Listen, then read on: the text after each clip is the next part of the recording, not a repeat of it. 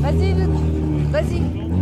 Vas-y. Donc là, vous pouvez voir la Westfield Eric qui sort de restauration.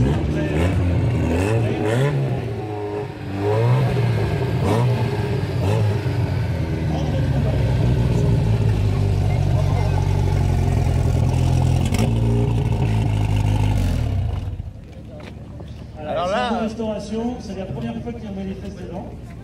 Il roule avec. Ah, je vais me faire interviewer. Ouais. Donc beaucoup d'émotions, je crois. Ouais, beaucoup, ouais. C'est un peu court le petit tour, là. Tu peux pas non plus. Non.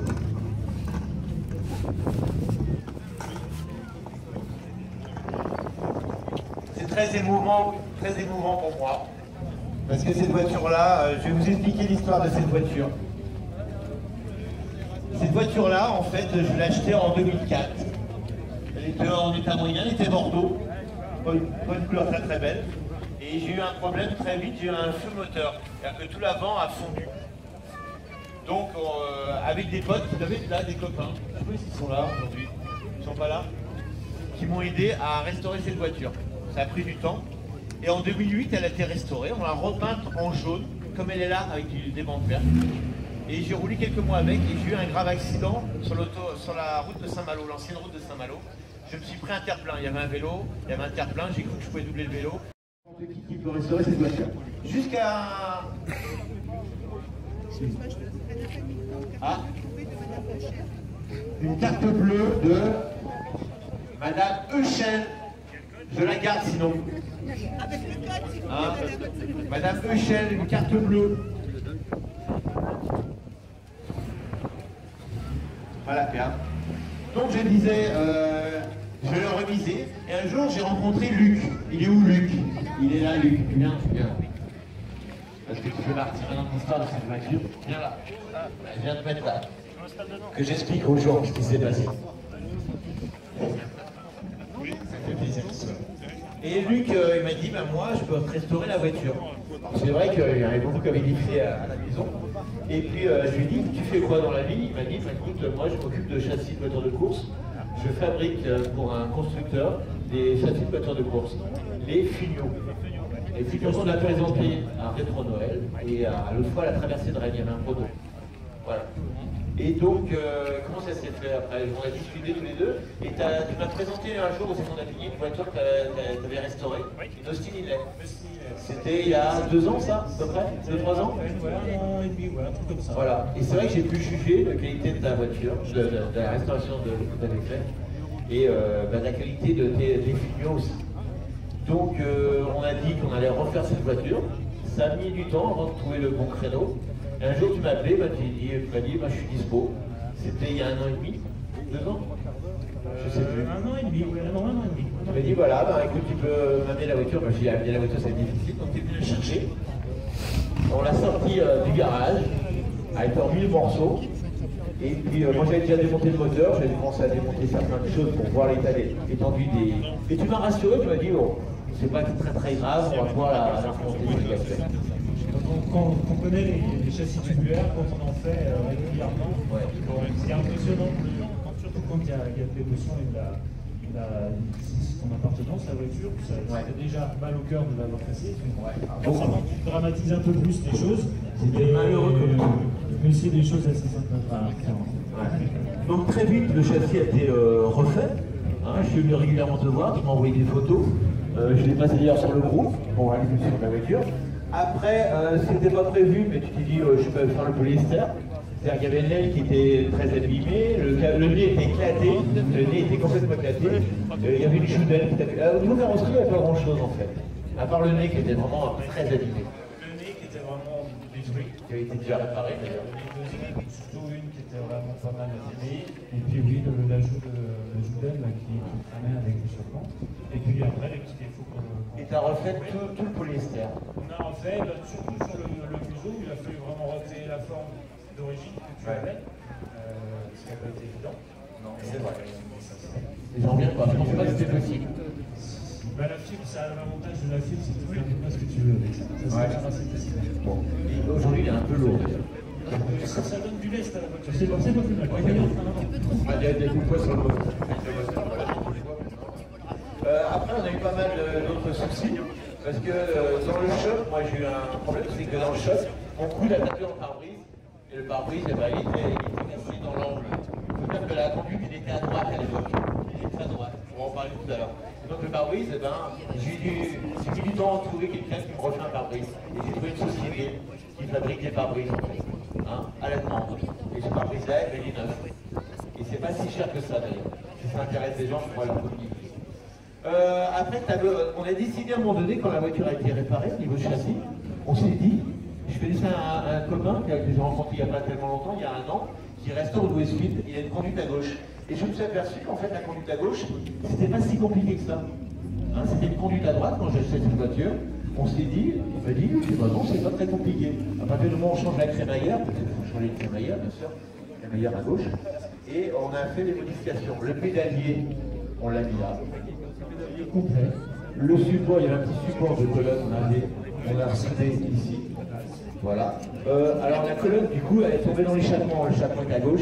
Et là, ça coinçait. Il y a l'échappement, la colonne, on va la faire passer. Et tu as réussi en fait à modifier l'inclinaison des sorties collecteurs pour pouvoir passer entre. Ça va juste. Voilà. Ça passe juste. L'alternateur qui se trouvait dans l'axe, on a remonté l'alternateur, enfin tu as remonté l'alternateur avec un support et puis voilà.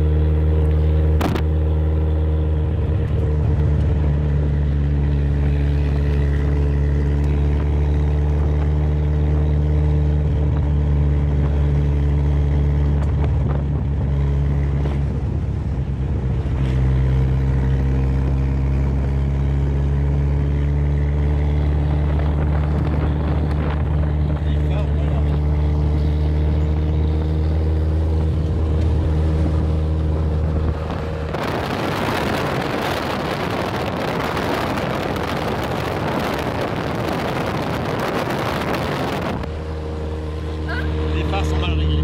Ah bon? Tu te fais t'es pas en plein... Ah non, t'es pas en plein feu, là. Allez, faire trop, ils ont pas l'habitude.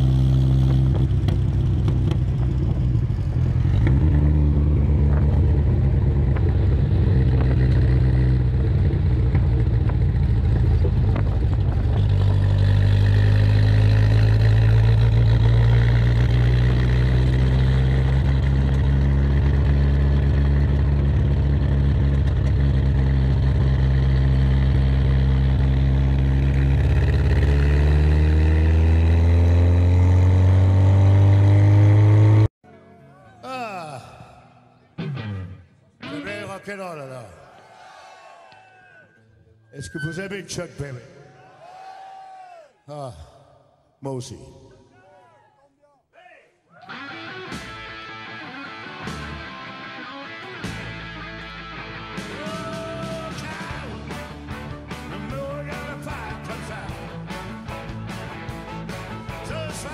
Je suis là, c'est pour te dire qu'il ne viendra pas. Ça ne vaut pas la peine de pleurer pour ça. Tu le remplaceras d'ici 8 jours, tu l'oublieras. Maintenant dans tes yeux, toute la joie s'est envolée. Je te larme, oublie tout ça avec moi, viens danser. Et quand tu sauras que tu t'es consolé dans mes bras,